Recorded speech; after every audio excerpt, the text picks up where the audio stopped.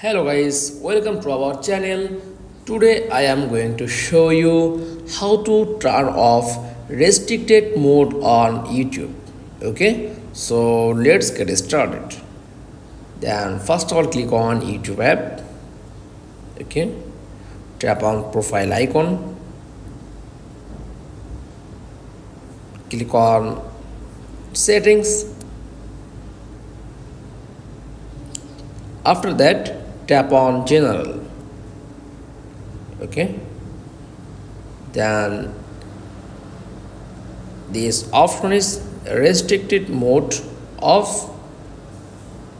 Okay, then on and off.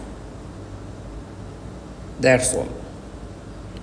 There another account, just normally tap on switch account, then choose another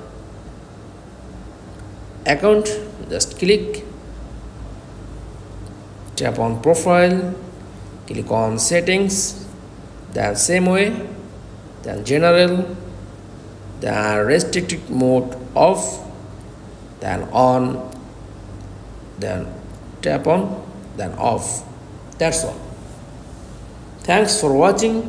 Please like, comments and subscribe. Thank you.